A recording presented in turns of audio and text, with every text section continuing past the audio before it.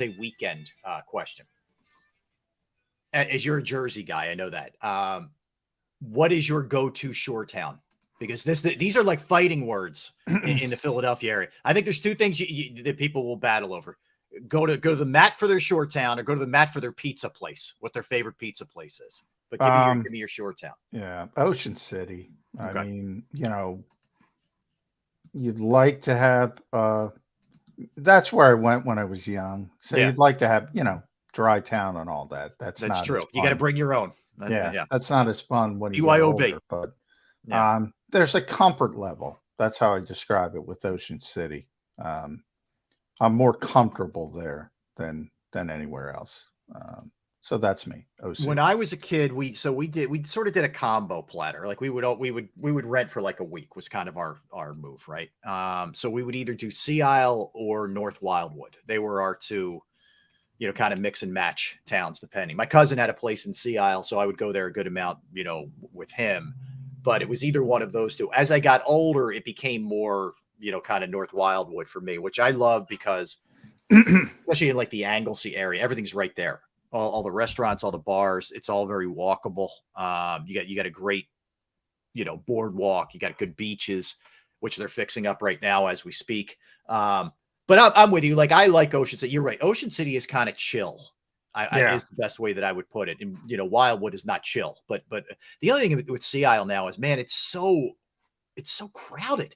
Yeah. Well, that's I'm an off-season guy, right? Yeah. Like, I don't like going down like now when everything starts. I like it. And especially when you get some good weather in April, off season, that's when I go down the shore. I do not want those crowds, man. Yeah, you're not a crowds guy. I'm with you. I could do without it too. Like my days of like being in a bar and having to like battle to get to the bathroom. I did all that. It's now over. Maloney's in Margate. For older people, I mean, I spent way too much time there. I hear you. Yeah, for sure. But look, I hope everybody has a great weekend. It's amazing too, like what's happened with people working remotely. Like I got a bunch of buddies who they're like, oh yeah, I'm going down like Wednesday morning. I'll be down till Tuesday. I'm like, oh, this must be nice, man. You're either not working or you're working remotely. I don't know which, but God bless them, man. If that's the case. The world has changed with remote working. I mean, boy, this time of year, like again, we get access to the Eagles like once a week. Wednesdays it has been. Yeah. And next week we're going to have one OTA practice, going to be Thursday or Friday. Boy, I got to psych myself up, Rob. I got to get over to Philadelphia. I got to do all the, I got to. Right. You haven't been over there in a while, right? Well, once a week, but I mean, on an extended period. Yeah, during the season, you get used to it. You're there Wednesday, Thursday, Friday. It's. But man, when you don't have to go over there, it's nice. I hear you. Yeah, I hear you. All right, so a couple other things.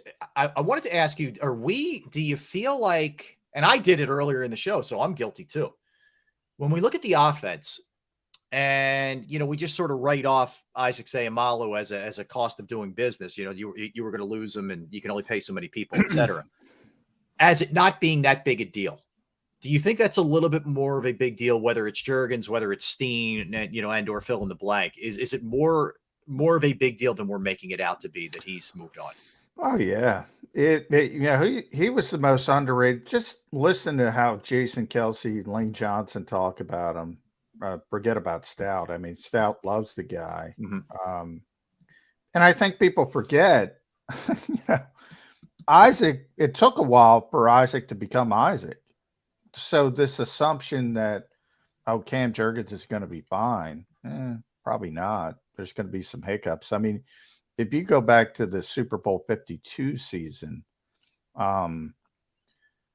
it started out as Isaac. Isaac got benched for Stephen Wisniewski. Right. You had some issues. You think about it, they won a Super Bowl with Wiz playing left guard and Halapuli Bati Baitai playing left tackle because Peters was hurt. but there were some hiccups, along the way. And whether it's Cam Jurgens or Tyler Steen or Jack Driscoll, or they signed DJ Fluker or somebody else, they're going to be fine because the other four are all pro level guys. And that's better than anybody else. But I think they're going to have some issues at right guard. I do. Do you think ultimately it's Jurgens? Do you worry about the size factor with he and Kelsey next to one another? Like, what's the concern there for you? Just the fact that he hasn't played a ton of guard. He's been much more of a center. Yeah, I think, well, both. You look at what the Eagles have done, and they always had, if you want to go back to when it was really good, with Brandon Brooks, Brandon was 345. Yep. There's a reason they drafted Tyler Steen, who played tackle, but they project him at guard. He's 6'5", 6'6", 320, 325, and he's probably going to get bigger. They want that big body. As good as Jason Kelsey is, he's had trouble at times. And he'll say, first off, especially when Linval got here, when Linval was with the Giants and Minnesota early, when he went to Minnesota, Jason would tell me he's the strongest player in the NFL. Strongest player in the NFL. And that he wasn't the only one. He was Linval was really, really strong, really difficult to move. And Jason had some issues with him. Yeah. And the Eagles would like to protect Jason with these big bodies to try to help him. Yeah, small body.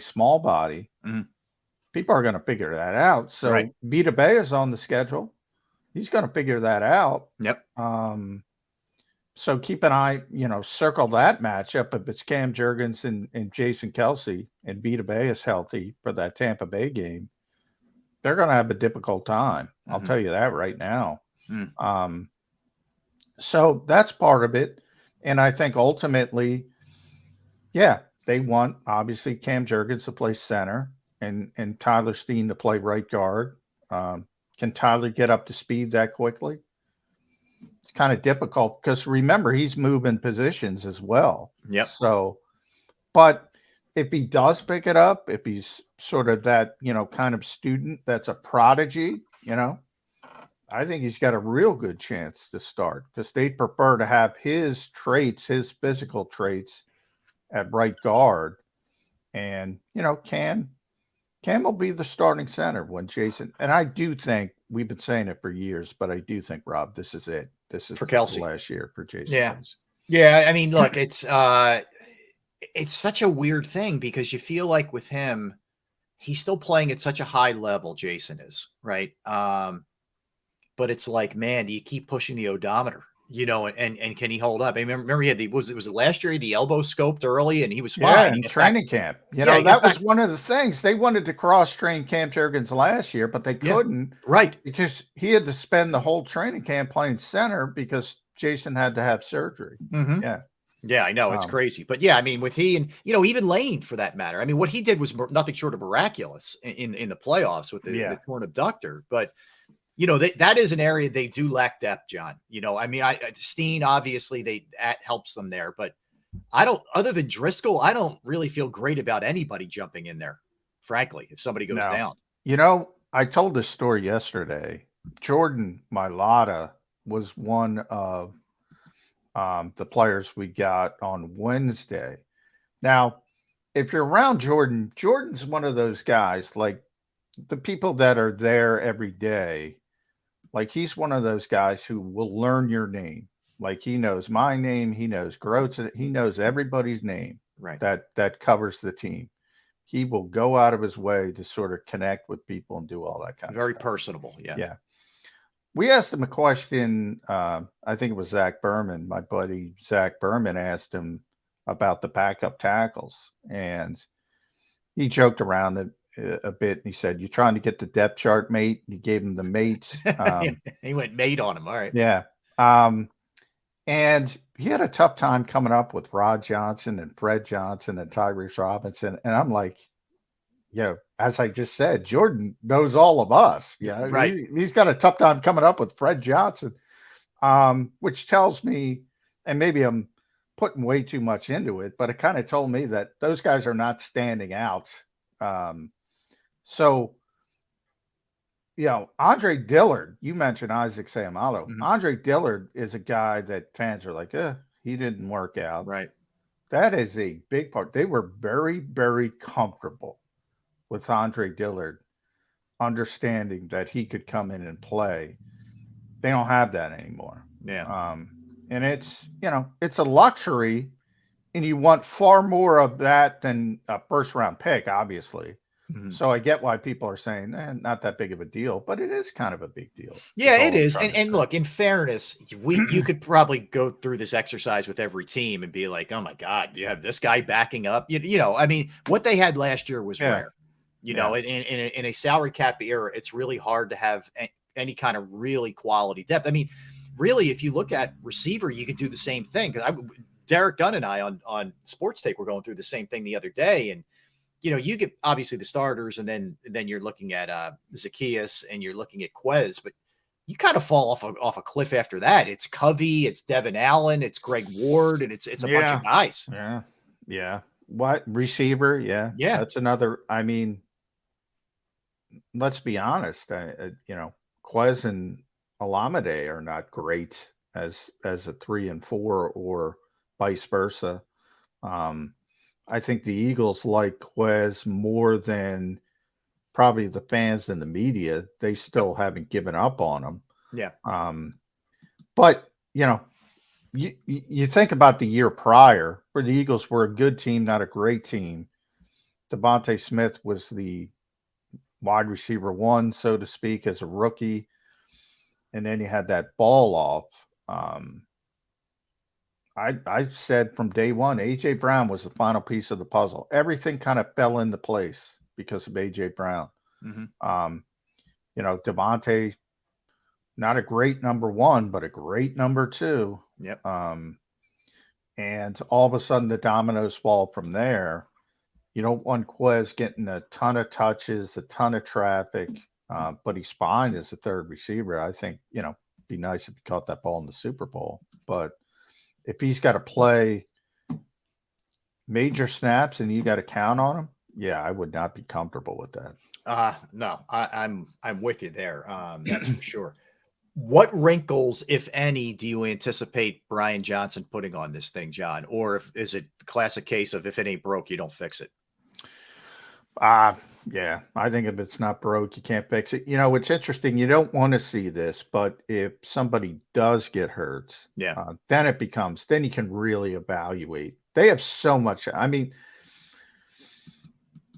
what I think 9 of the 11 starters last year were either all pros, Pro Bowlers, or Pro Bowl alternates. Think about that. That's crazy. Miles Sanders said before the season, we all kind of snickered. This is an all-star team. And, because y'all had those dream team flashbacks and, why are you saying that?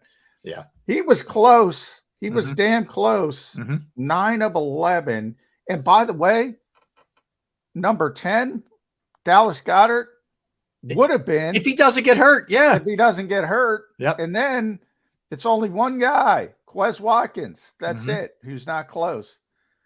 It's really 10 of 11. Now they lost Isaac and they lost Miles. But I think everybody's pretty comfortable. I can't tell you who, Rob, but and I joke about it. Is it important if Rashad Penny is the lead back or DeAndre Swift or even Kenny Gainwell, or who cares? And I'm in a who cares category because I don't know who it, not from the standpoint of it doesn't matter, from the standpoint of I don't know who it's going to be, but I know who it is going to be successful because of the quarterback and the offensive line. Yeah. So that's where I'm in the who cares category. Yeah, I'm with you. We want to put labels on things, and this guy's a starter, this guy, whatever. I mean, I think you go into this considering both guys have a pretty deep injury history. I'm talking about Swift and Penny.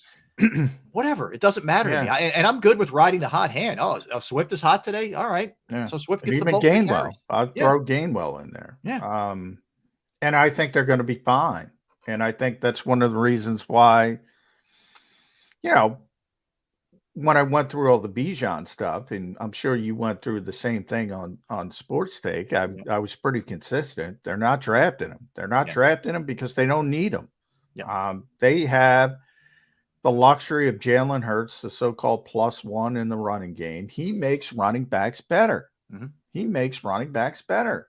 And you don't need because remember, it's not just Bijan Robinson. It's by taking Bijan Robinson, you're not taking, in this case, it would have been Jalen Carter. So, the Eagles generally make smart decisions. They value other positions as they should more greatly. And the fact of the matter is, as long as Jalen Hurts is the quarterback, you're going to be fine with the running game. Yeah. And the offense. The offensive line is a big part of it as well. I think the other area that they're just going to continue to be dominant in is short yardage, John. I mean, with Hurts' ability to keep and do what he does with the tush push still being in, as strong as Penny is, that's an area that it's such an advantage. It's almost an automatic, dare I say, for them. It's a big time area for them. By the way, I don't know if I might have talked about it with you, so I'll throw it out because it's been a while. But I always thought, that potential rule change that didn't come to pass, I think it would have helped the Eagles if they banned it. Because I think Jalen is going to get it anyway. I think he's going to. In other words, he doesn't need the help from the push from behind. He's just so good anyway. Yeah. And other teams are going to copy it, and those quarterbacks might need the help, and they're going to get better at it. And I think the Eagles would have been dominant either way. So it's kind of counterintuitive, but I think it would have helped the Eagles. They were ahead of the curve, but copycat league, everybody's going to copy. They already started last year. Yeah. Everybody's going to copy it. I think it would have been better for the Eagles if they banned it. I really do. That's interesting. I never thought of it that way, but that's an interesting way to view it. How much do you anticipate Hurts carries being down this year? I'm not talking about a broken play where he takes off. I mean, maybe there's less RPO to take it out of his hands and just straight handoffs a little bit more. Do you think they'll look to do that? Or as Nick Sirianni said, look, we didn't pay this guy all this money to not be who he is. Yeah, how do you view it? I love that Nick quote. And it's true. I used to talk with Shane Steichen about this a lot, and Shane would, as upset as he would get, because he's a really even-keeled guy, but he did not like that narrative, like Jalen, because from his perspective, when you're talking about touches, he's like, all right, Jalen Hurts touched it 17 times. How many of those were sneaks? Take them out of it. How many of those are RPOs where he decided he ran, he read the play and he ran the football? Take that out of it. How many designed running plays? Very few, he would say, the Eagles. Maybe 4 at the most, maybe 5 in a particular game. I don't think that changes. How are people playing the Eagles? They're not going to take the RPO out of the offense. So do people change how they play it? That will impact it. But I think Nick is telling the truth because he said it consistently, and he said it to us in front of the camera and behind the camera. You don't want to take away his superpower. And his superpower is, dual threat ability, whether you call it, Jalen likes to call it triple threat ability, because he's very proud of the way he can read defenses now. And that's a big thing too, John. Yeah. The people always talk about, go through your progressions when you drop back.